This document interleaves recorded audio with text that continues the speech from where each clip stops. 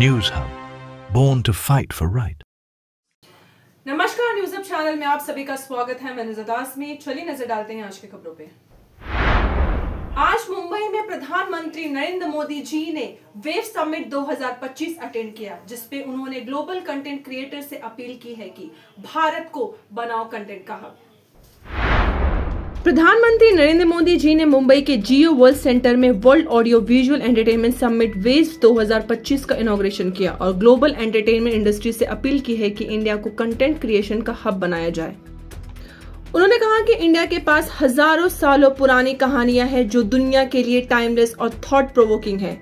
अभी का वक्त है इंडिया में बनाओ, दुनिया के लिए बनाओ, उन्होंने कहा। प्रधानमंत्री नरेंद्र मोदी जी ने वेव्स प्लेटफॉर्म को एक ग्लोबल वेव बताया जो कल्चर, क्रिएटिविटी और स्टोरी टेलिंग को लेकर दुनिया भर के क्रिएटर्स को एक साथ लाएगा।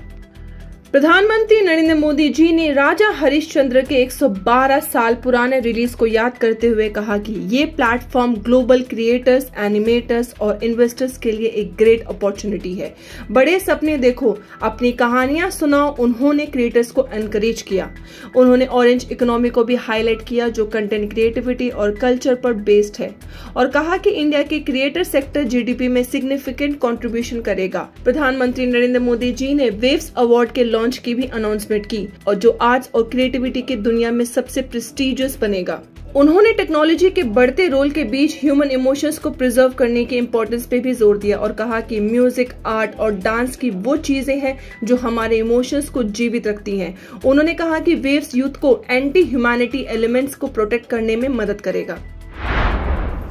नैनीताल में एक छोटी बच्ची का शोषण के बाद में कम्युनल तनाव बढ़ा, जिसके बाद में दंगे हुए और मार्केट्स हुई बंद।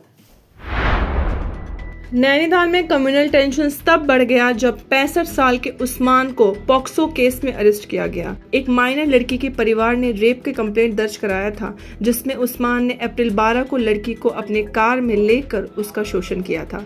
अरेस्ट के बाद रात को कुछ लोग मार्केट के आसपास इकट्ठा हो गए जहां आरोपी की ऑफिस थी। उन्होंने माइनॉरिटी कम्युनिटी के छोटे दुकानों और ईटरीज को वैंडलाइज कर दिया। कुछ लोगों ने शॉप्स के स्टाफ को भी मारपीट की। इस दौरान उन्होंने मस्जिद और पुलिस स्टेशन के सामने भी प्रोटेस्ट किया। पुलिस ने कहा कि इन्वेस्टिगेशन जारी है और स्ट्रिक्ट लीगल एक्शन लिया जाएगा। एसएसपी प्रहाल मीना ने सभी से पीस और हार्मनी बनाए रखने की अपील की है और कहा है कि कोई भी रूमर्स पर ध्यान ना दे। पुलिस ने ज्यादा फोर्स डिप्लॉय की है और मार्केट और मस्जिद के आसपास सिक्योरिटी बढ़ा दी है। ट्रेडर्स एसोसिएशन ने भी मार्केट बंद करने का फैसला लिया है। मेडिकल एग्जामिनेशन रिपोर्ट अभी तक नहीं आई है और आरोपी को कोर्ट में थर्सडे को पेश किया जाएगा। कांग्रेस की अपील के बाद में सेंटर ने कास्ट सेंसस को अप्रूव कर दिया है, जिसके बाद कांग्रेस शुक्रवार को मीटिंग रखेगा स्ट्रैटेजी फाइनलाइज करने के लिए। प्रधानमंत्री नरेंद्र मोदी जी ने कास्ट सेंसस को अपने डिसीजन से अप्रूव कर दिया है और अब कांग्रेस इस पर अपनी आने वाली स्ट्रैटेजी को फाइनलाइज करने वाली है। इसके लिए कांग्रेस वर्किंग कम्युनिटी का मीटिंग शुक्रवार को होगी। कांग्रेस के अंदर डिस्कशन चल रहा है कि कैसे नैरेटिव को अपने हाथ में रखा जाए और कैसे ये फैसला पार्टी के लिए फायदेमंद हो।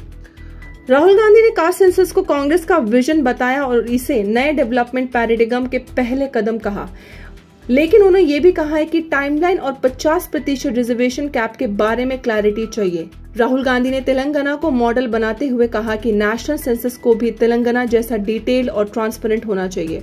कांग्रेस के अंदर ये कंसर्न है कि प्रधानमंत्री नरेंद्र मोदी जी ने ये अनाउंसमेंट करके कांग्रेस का इम्पोर्टेंट पोल प्लैंक छीन लिया है जो वो ओबीसी के लिए पिछले काफी दिनों से पुश कर रहे थे। अब कांग्रेस को अपनी ओनरशिप बनाना होगा ताकि लोगों को ये दिखाए कि इस डिमांड को कांग्रेस ने ही उठाया था और गवर्नमेंट ने उनके प्रेशर में आके ये स्टेप लिया है।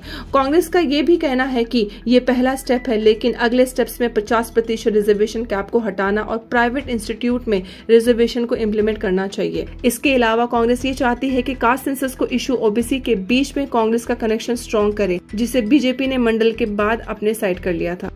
अब देखते हैं कि सीडब्ल्यूसी की मीटिंग के बाद कांग्रेस का रोड मैप क्या होता है। पाकिस्तानी नेशनल्स को लॉन्ग टर्म वीजा प्रोसेस में मिली छूट, अब भारत में रह सकते हैं। FRRO जोधपुर राजस्थान ने 28 अप्रैल को एक नोट जारी किया जिसमें पाकिस्तान नेशनल्स को रिलीफ दिया गया है जो long term visa LTV India में रह रहे हैं। गाइडलाइंस के अकॉर्डिंग LTV पर रह रहे पाकिस्तानी नेशनल्स को देश नहीं छोड़ना पड़ेगा। जिन्होंने LTV अप्लाई किया है और उनका केस पेंडिंग है उन्हें डिपोर्ट नहीं किया जाएगा। जो LTV के लिए एलिजिबल है और अप्लाई नहीं किया उनको जल्दी अपने डॉक्यूमेंट सबमिट करने चाहिए। एक्सपायर्ड पासपोर्ट्स वाले पाकिस्तानी सिटीजन्स को अपने डॉक्यूमेंट्स FRO के पास सबमिट करना चाहिए। FRRO ने स्पेशल कैंपेन शुरू किया है ताकि LTV एप्लीकेंट्स जल्दी प्रोसेस हो सके। पिछले 3 दिनों में 362 एप्लीकेंट्स रजिस्टर किए गए हैं। पहलगाम हमले के बाद में नए NIA चीफ ने संभाली है जांच। जानते हैं भारत और पाकिस्तान के बीच के नए अपडेट्स। अप्रैल 22 के पहलगाम टेरर अटैक के बाद जिसमें 26 नागरिक मर गए थे, भारत ने तेजी से कदम उठाया है। NIA चीफ पहलगाम पहुंच चुके हैं और जांच की प्रोग्रेस का रिव्यू जारी किया है। भारत ने अपने एयर स्पेस पाकिस्तान की सभी फ्लाइट्स के लिए बंद कर दिया गया है। एक और सॉफ्ट पावर पर एक्शन लेते हुए हानिया आमिर, माहिरा खान, अली जफर जैसे कई पाकिस्तान आर्टिस्ट के इंस्टाग्राम अकाउंट्स इंडिया में रिस्ट्रिक्ट कर दिए गए हैं। साथ ही पाकिस्तान आर्मी का ISPR यूट्यूब चैनल भी बैन हो चुका है। US ने भारत और पाकिस्तान से तनाव कम करने की अपील की है, लेकिन भारत ने अपना स्टैंड साफ रखा है। आतंक के खिलाफ जीरो टॉलरेंस। पता चला है कि ये हमला LET के पाकिस्तान बेस्ड मॉड्यूल ने किया है जो 2024 के Z मोड टनल अटैक में भी शामिल था।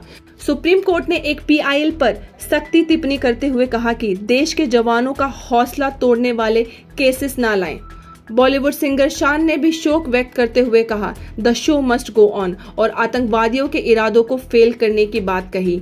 ये सभी डेवलपमेंट्स पहलगाम हमले के बाद बढ़ती हुई टेंशन्स को दिखाता है। दिल्ली कोर्ट ने NIA को 26/11 के आरोपी तहव्वुर राना के वॉइस और हैंडराइटिंग सैंपल्स कलेक्ट करने की इजाजत दे दी है। दिल्ली कोर्ट ने नेशनल इन्वेस्टिगेशन एजेंसी को 26/11 मुंबई अटैक के आरोपी तहव्वुर राना के वॉइस और हैंडराइटिंग सैंपल्स कलेक्ट करने की इजाजत दे दी है। स्पेशल NIA जज चंद्रजीत सिंह ने 30 अप्रैल को ये ऑर्डर दिया था जब एजेंसी ने इसके लिए एप्लीकेशन दी थी। राना को 4 अप्रैल को US सुप्रीम कोर्ट का डिसीजन के बाद इंडिया भेजा गया था जहां उनकी कस्टडी 12 दिन के लिए एक्सटेंड की गई थी।